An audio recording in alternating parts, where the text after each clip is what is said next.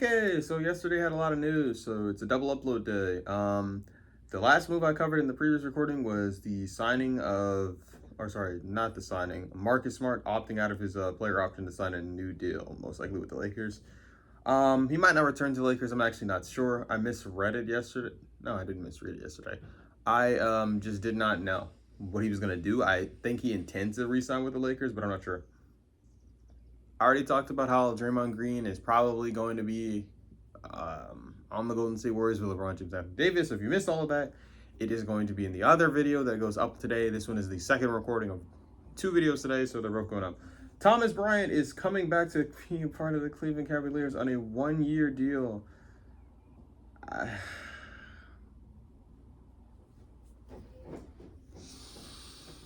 I want this man off my team expeditiously, but I do not know why the Cavaliers do not seem to figure out that he is not good on this team. Thomas Bryant is not a good NBA player. Frankly, he should not be an NBA player.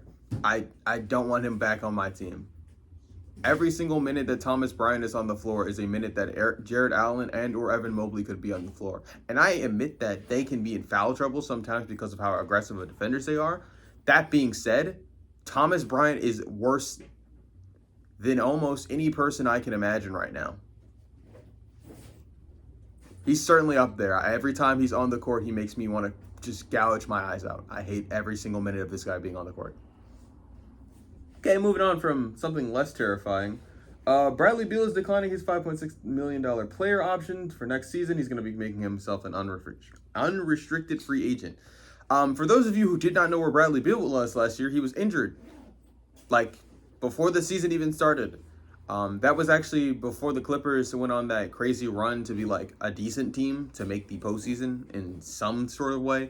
Bradley Beal got injured before that. Bradley Beal got injured before they sent Chris Paul home. Bradley Beal got injured around the exact same time that Fred VanVleet got injured, and I mentioned him in the previous year. But people were constantly thinking about him because, the Rockets were constantly missing what he needed, and the Clippers were also missing playmaking and scoring and all that other stuff. The difference is, no one knew Bradley Beal was even on this roster because he signed for the cheapest possible deal to go contend with the Clippers, and the Clippers obviously did not contend for anything. I cannot imagine why the Warriors would like to repeat what the Clippers just did this year. I hope Steph demands a trade when this inevitably blows up in their face about 40 games into the season.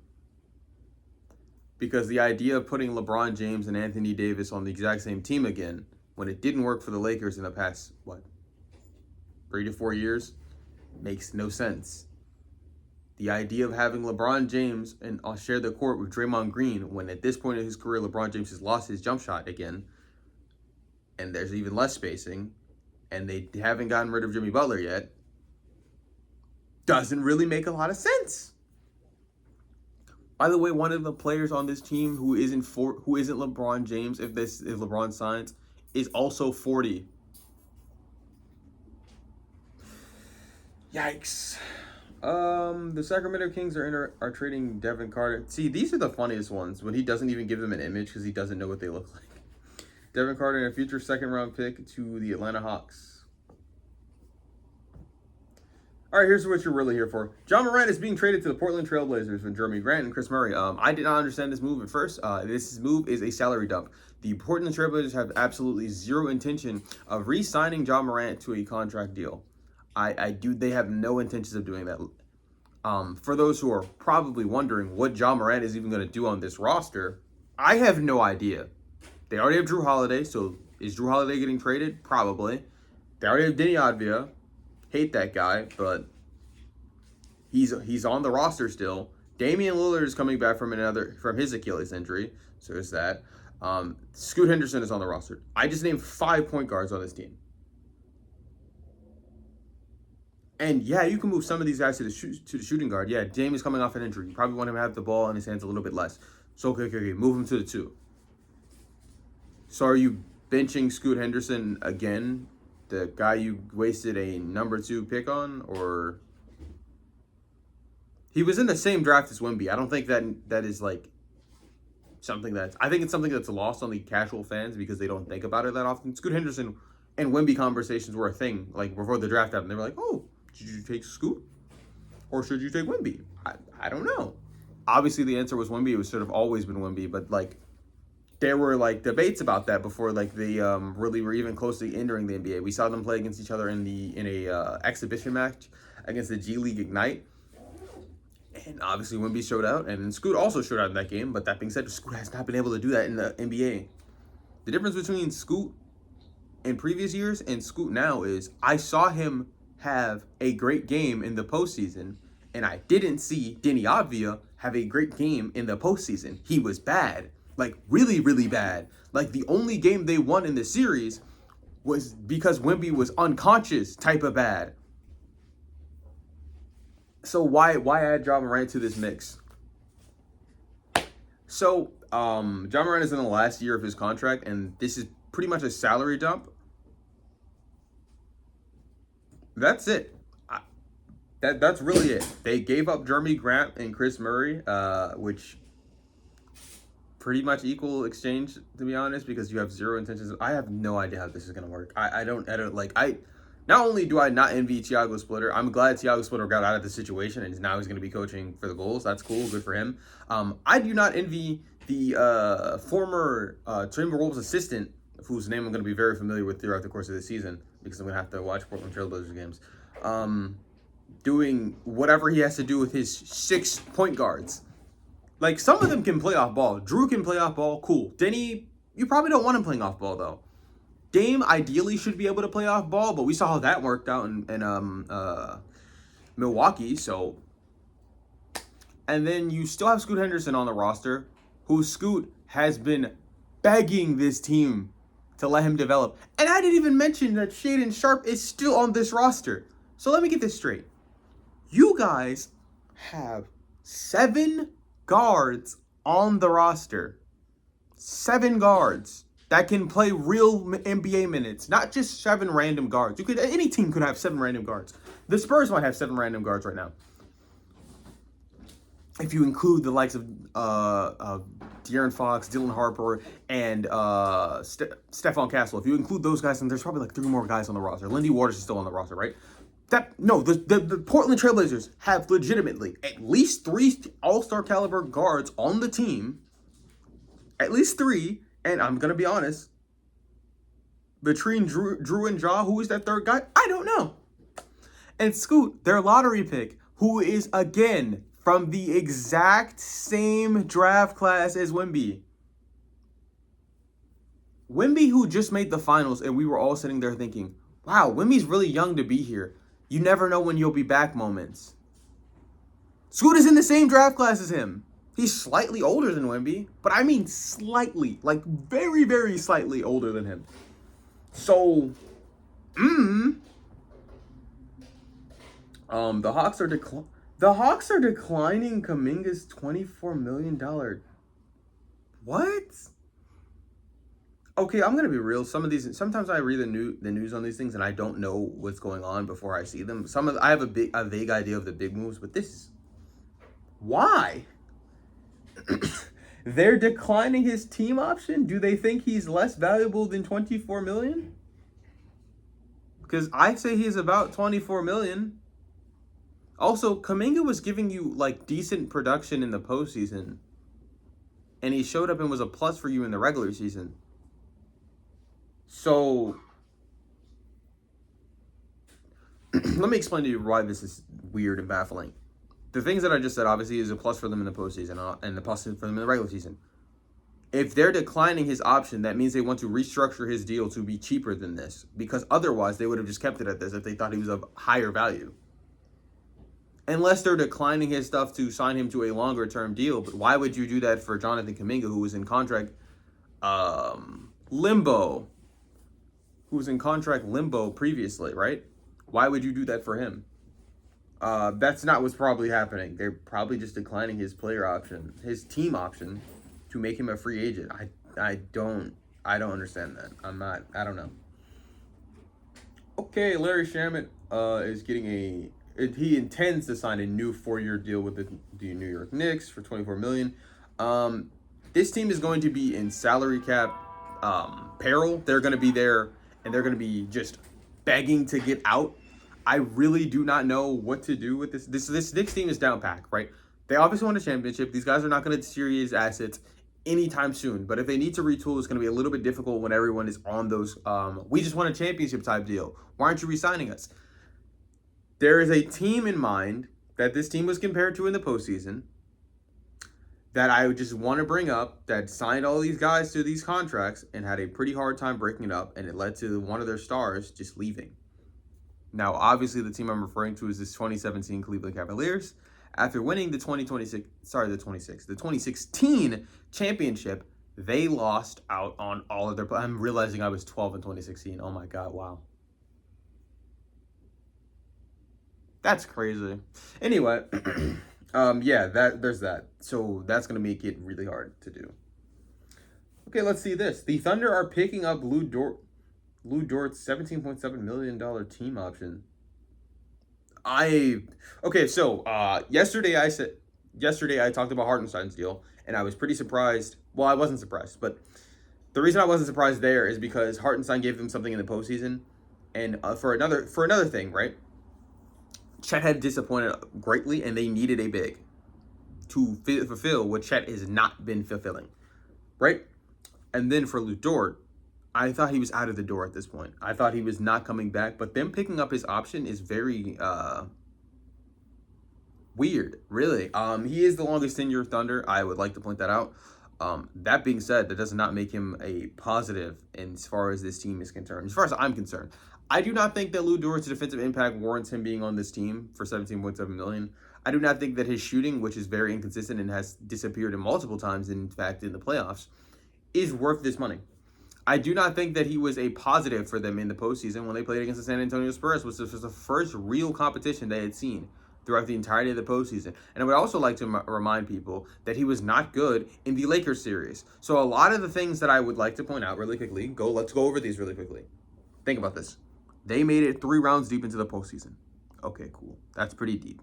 They lost in 7 games to the team that eventually made the finals. Okay, cool. That makes sense. Lou Dort was terrible in that game. They really needed offensive production, and Lou Dort could not provide it. They did not need any more defense. Why re-sign Lou Dort? I'm genuinely being honest with you and the audience. Why would you re-sign Lou Dort after the things that I just listed? I'm not sure. All right, let's talk about Champagnie. See, this is a deal that actually makes some fucking sense. Champagnie intends to sign a new 3-year, $45 million contract for this franchise. Now, the Spurs declined his $3 million team option to give him a new deal. The way they put that in this, the way that Shams is reporting on this, the words that he used are different from what I said for Kuminga, which would lead me to believe that I was correct that Kuminga is not going to get another deal. So keep that in mind. Champagnie, who was a positive for this team, he's one of the team's 2 shooters in Devin Vassell. And by the way, Devin Vassell is the only person on the Spurs team who, no matter what, throughout the entirety of the postseason, or even when his shot was not falling, you can say was always a positive. But Champagnie is also getting this deal. I just want you to remember, the Sixers waived this nigga to put Mac McClung in a Sixers jersey on the dunk contest. Crazy. Good for him. I'm glad that he's getting this deal done. That's very good.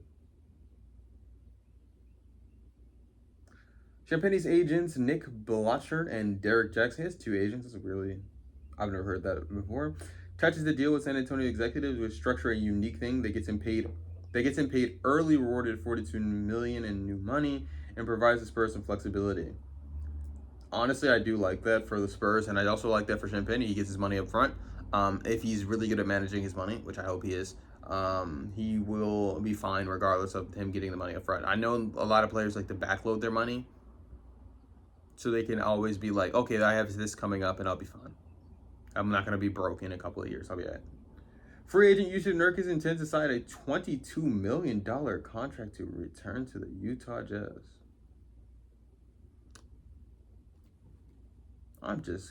So normally I don't do this in these videos, but I feel it is important for me to say. So remember how I told you that the Portland Trailblazers have 1 million guards on the roster? And remember, if you also watched the previous video, I did say that the Utah Jazz are another team in the NBA, right?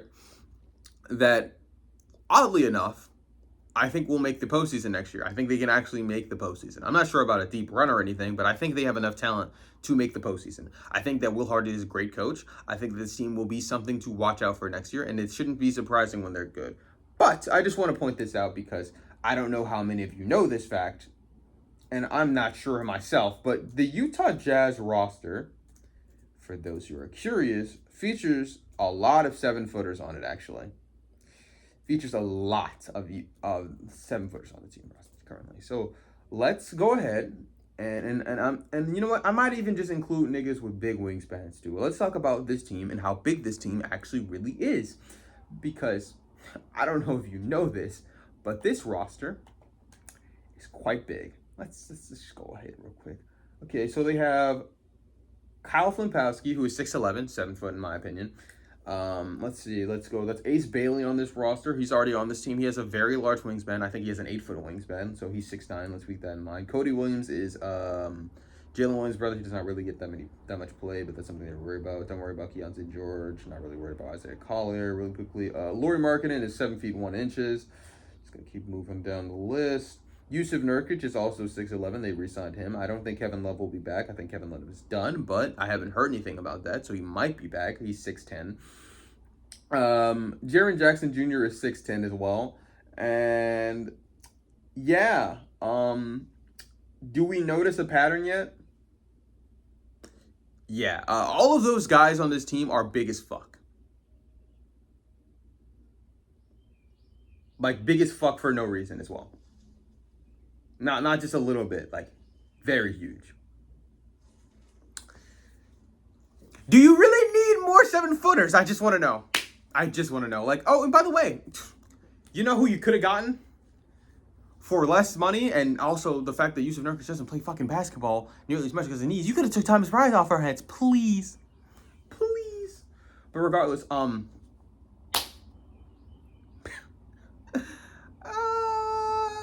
and that's not even talking about the fucking draft prospect they got in this draft, by the way. Who by no measure of size is small, so.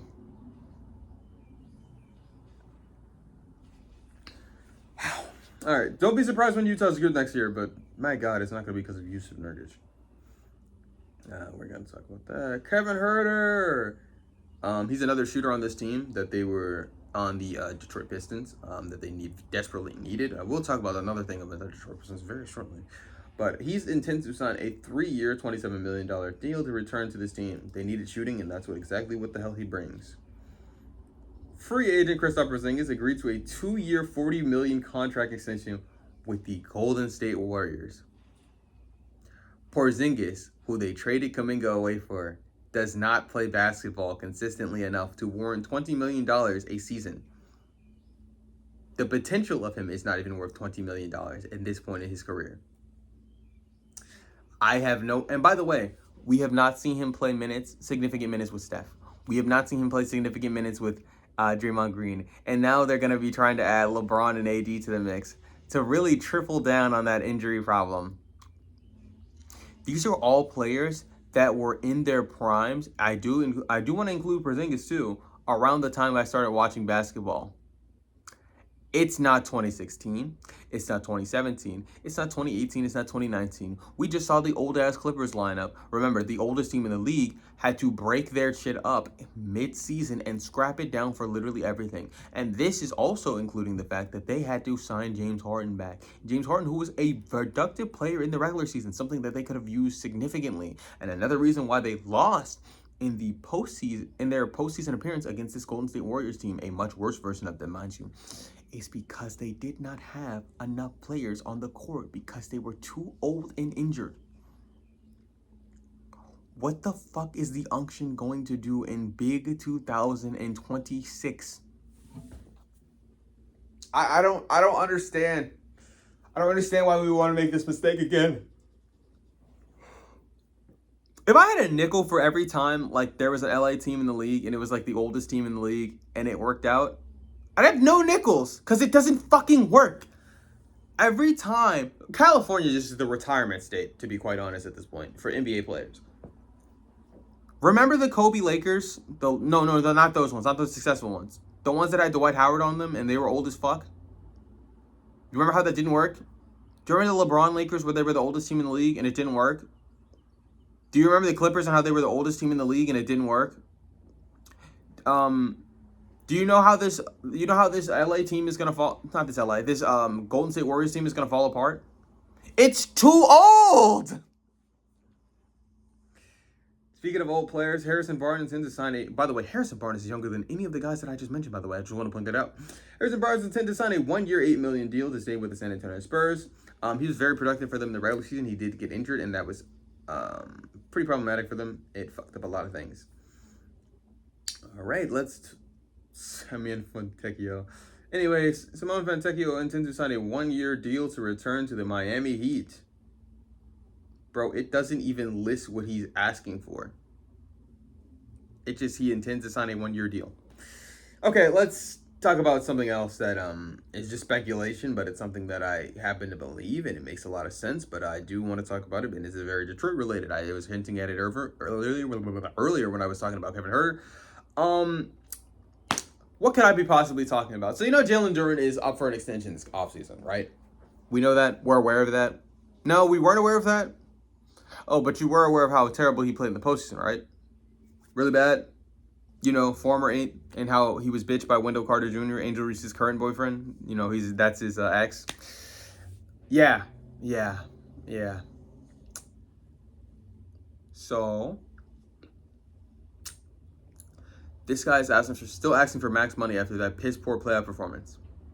Which, yeah, that makes sense. If Chet's getting paid, why the fuck should I be getting paid, right?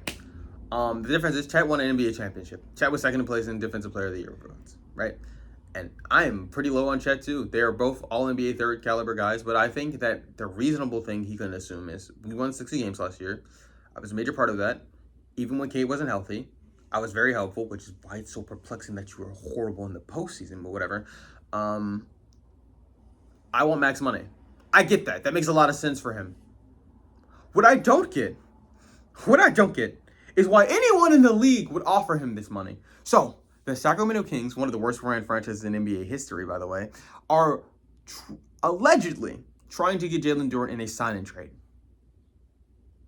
So, this is going to force Detroit to do one of two things. Let him walk for nothing, do a sign and trade, or, and this is the last thing, they could give him the max. The max money, in my opinion, is non-negotiable. I will never give Jalen Duren a max money contract after what I just saw you do in the postseason against one, Wendell Carter Jr., who is not that fucking good to be putting an all-star, all-NBA player in a fucking straitjacket with one of the only highlights of you in this series being dunked on by a two-way nigga. A two-way nigga. A nigga who was not two ways as in he's a 3-and-D nigga. And not a two-way nigga as in he plays offense and defense. I mean two-way contract nigga. You got dunked on by Jared McCain. Respect, not even Jared McCain. Sorry, a different McCain. I don't remember his fucking name. That is how insignificant he is, generally speaking, to the NBA ethos and knowledge. He was baptized by this guy at home. You are a rim protecting big. And niggas was doing anything and everything to you, brother. They was getting to the bar. You had Jared Allen looking like fucking Shaq. Now, respectfully to Jared Allen, he clutched up in 2 different Game 7s. Now, as disrespectfully as possible as I want to be to not Jared Allen, to Jalen Duren, just because of that Jared Allen fact that I just brought up, I'd like to point this out. One of these is an all-NBA caliber player, according to this, right? One of these niggas is an all-star. One of these niggas clutched up in 2 different Game 7s. And that Jalen Duren nigga is on the bad side of both of those comparisons, my nigga. One of the massive reasons, and I do think Jalen Duren started to find his footing in a later series and later in the series, right? There is no way in fuck I'm giving you max contract money after those other performances, though. Because it's not just this year's postseason where you were bad in. And I do want to say this again. It was his first real postseason because last year they were ahead of schedule. No one doubts that. I think the year prior than that, they were also ahead of schedule. But Jalen Duren, you have been bad in the postseason. You have not scored 10 you have not averaged over 10 points in the postseason. And I'm being generous, and I think that a rounding up will give you 10, from 9.8 would give you 10 points. But I would like to point out that you are an all-star, so I'm going to have the all-star expectations of you. You have not averaged 15 points in the postseason. You have not averaged 11 rebounds in the postseason. You are asking me, dead ass, you are asking the Pistons for max contract money, which, by the way, is $40 million a season. Mind you, this is under the new CBA. This team has just traded away Isaiah Stewart, so they have to give this nigga Jalen Duren max money. And a massive reason why they shouldn't have traded Isaiah Stewart is this shit right here.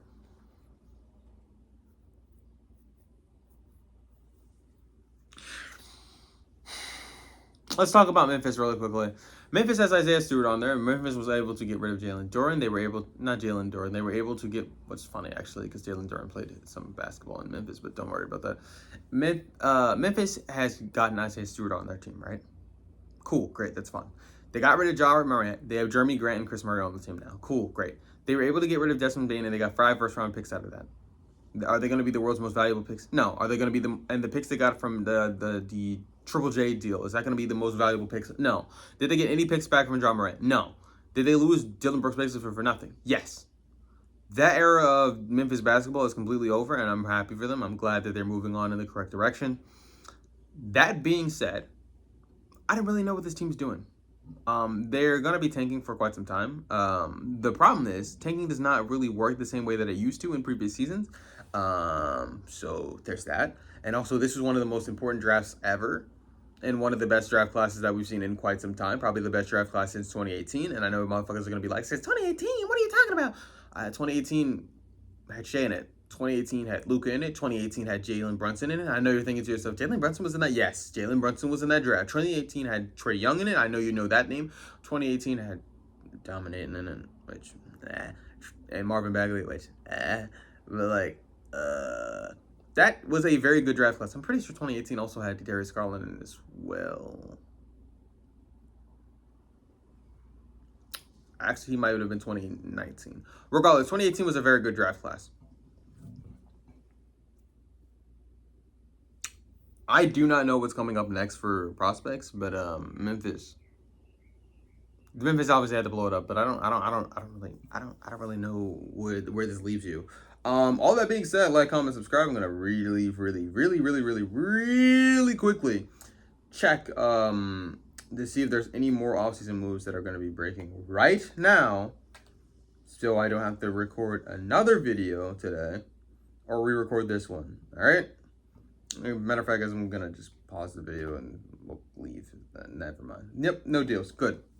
Like, comment, subscribe, all the fun stuff. I have no idea how the first video did because this video is being recorded before the first one even gets in the process of uploading, before I do the thumbnails and any of that. My video that I think has a pretty good thumbnail on it did not do good. Please go watch that one.